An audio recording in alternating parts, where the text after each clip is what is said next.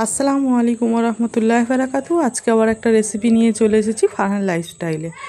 আজ এমন একটা রেসিপি নিয়ে এসেছি যেটা বাঙালির হৃদয়ের খুব কাছের, মটরের ঘুগনি। ঘরের হেসেলে সহজ উপকরণ দিয়েই তৈরি এই খাবার, কিন্তু স্বাদে একেবারে অসাধারণ। তাই এই রেসিপি তৈরি করতে আমি কী কী উপকরণ ব্যবহার করেছি সেটাই এখন তোমাদের সাথে শেয়ার করে নিচ্ছি। এই ঘুগনি শুধু রেসিপি নয়, বরং এক প্লেট পুরনো স্মৃতি আর নতুন স্বাদের মেলবন্ধন। সাধারণ উপকরণে অসাধারণ স্বাদ, এটাই মটরের ঘুগনির জাদু। তো প্রথমে আমি মটরগুলোকে সারা রাত ভিজিয়ে রেখেছিলাম। তারপরে এটা ভালোভাবে ধুয়ে মাল্টি কুকারে একটু নুন আর একটু হলুদ দিয়ে আমি প্রথমে সিদ্ধ করতে বসিয়ে দেবো। তো পরিমাণ মতন এতটাই জল দিতে হবে যাতে জলটা না ফেলে দিতে হয়। মটরের থেকে এক গান উঁচুতে রাখলেই মোটামুটি মটরটাও সিদ্ধ হয়ে যাবে, তার সাথে জলটাও ঠিকঠাক হয়ে থাকবে। তো আমি এটা প্রথমে আমার কুকারে বসিয়ে দিয়েছি। বেশিক্ষণ না, 10 মিনিট মোটামুটি সিদ্ধ করলেই আমার মটরটা সিদ্ধ হয়ে যাবে। তো দেখো মটর ফুটে উঠেছে, সিদ্ধও হয়ে গেছে। খুব বেশি সিদ্ধ করব না যাতে ডালের মতো লাগে। আজকের রেসিপিতে নেই কোনো ফ্যান্সি উপাদান, নেই বেশি ঝামেলা, শুধু সহজ রান্নার একটুখানি ভালোবাসা। তারপরে ইন্ডাকশানটা অন করেই বসিয়ে দিয়েছি কড়াটা একটু গরম হয়ে যেতে দিয়ে দিয়েছিলাম একটু রিফাইন তেল। তেলটা গরম হয়ে যাওয়ার পর আমি দিয়ে দেবো সামান্য এতে একটু চিনি।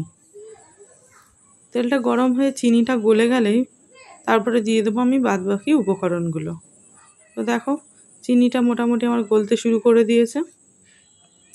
চিনিটা দিলে কি হয়, ঘুগনির রঙটা পুরো অন্য রকম হয়ে যায়, দেখতেও সুন্দর লাগে। তো চিনিটা আমার গলে গেছে। এরপরে আমি দিয়ে দেবো কুচিয়ে রাখা কাঁচা পেঁয়াজ।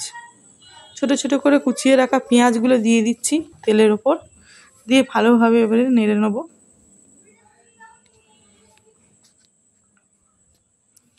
এই রকম ঘুগনির রেসিপি একবার ট্রাই করলে বাইরেরটা আর ভালো লাগবে না, বলেই দিলাম। তো দেখো পেঁয়াজের কালারটাও সঙ্গে সঙ্গে চেঞ্জ হয়ে গেল কত অল্প সময়ের মধ্যে। এবারে এর মধ্যে দিয়ে দেবো আমি কেটে রাখা ছোট ছোট করে আলুটাও তেলের ওপর আমি ভালোভাবে ভেজে নেব।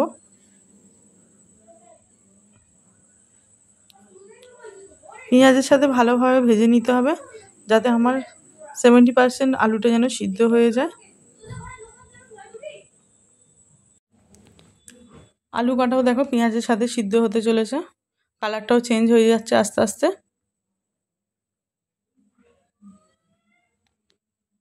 এরপরে এর মধ্যে দিয়ে দেবো সামান্য একটু নুন,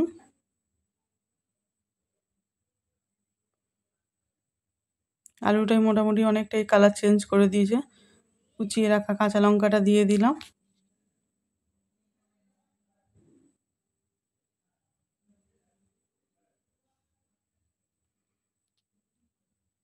টমেটো কুচি দিয়ে দিচ্ছি এর মধ্যে।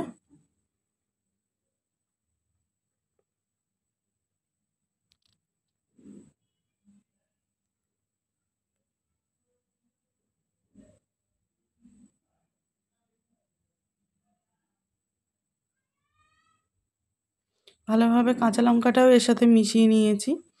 কাঁচা লঙ্কার ঝালটাই থাকবে, আর কোনো রকম ঝাল দেবো না। কাশ্মীরি মির্চ লঙ্কার গুঁড়ো দিয়ে দিলাম। তারপরে দিয়ে দিচ্ছি একটু ধনে গুঁড়ো, একটু গরম মশলা। যেহেতু আমার মটরের সাথে হলুদ ছিল, সেই জন্য আমি এক্সট্রা করে কোনো হলুদ গুঁড়ো অ্যাড করব না এর সাথে।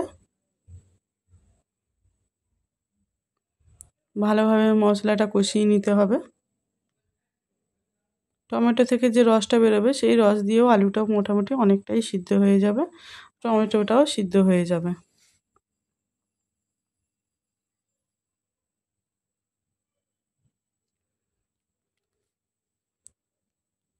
এর মধ্যে দিয়ে দিচ্ছি এরপরে আদা রসুন বাটাটাও ভালো করে ভেজে নিতে হবে যাতে করে কোনো রকমভাবে কাঁচা গন্ধ না থাকে।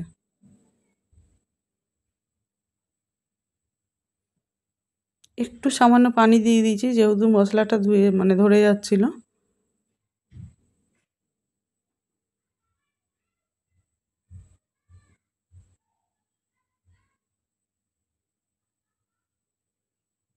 তো দেখো জল ছেড়ে দিলেই, যে জলটা দিয়েছিলাম সেটা থেকে তেল ছেড়ে দিলেই তারপরে সিদ্ধ করে রাখা আমি মটরটা এর মধ্যে দিয়ে দিচ্ছি। দিয়ে ভালোভাবে একবার কষিয়ে নেব। এই যে পানিটা দেখছেন, এই পানিটা যাতে শুকিয়ে যায় সেই জন্য আমি ঢাকনা চাপা দিয়ে মিনিট 10-এর মধ্যে মিডিয়াম ফ্লেমে রেখে দিয়ে বন্ধ করে রাখবো। তারপরে দেখো জলটা শুকিয়ে গেছে মোটামুটি। এবারে ভালো করে আলুর সাথে মটরটাও কষিয়ে নেব।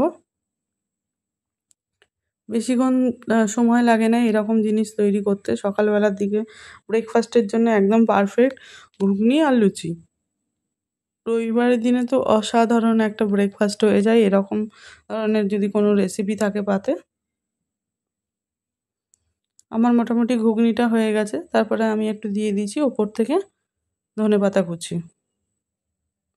তারপরে ঢাকনা দিয়ে আমি মোটামুটি ফের 2 থেকে 3 মিনিট চাপা দিয়েই রেখে দেবো। কোনো রকমভাবে আমি গ্যাস জ্বালাবো না। তারপরে এটাকে গার্নিশ করার জন্য আমি নিয়ে নিয়েছি একটু শসা কুচি, গাজর কুচি, পেঁয়াজ কুচি, ধনেপাতা কুচি, ভাজা মশলা আর নিয়ে নিয়েছি তেঁতুল জল।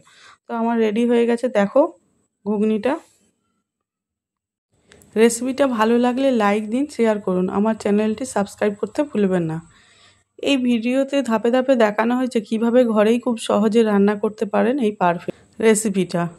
কমেন্টে জানাবেন আমাদের এই ঘুগনিটা কেমন হলো। আরও বাংলা রেসিপির জন্য সাবস্ক্রাইব করুন এই চ্যানেলটি। টাটা বন্ধুরা, আবার দেখা হবে নেক্সট একটা এপিসোডে। ততক্ষণ ভালো থাকবেন, সুস্থ থাকবেন। টাটা।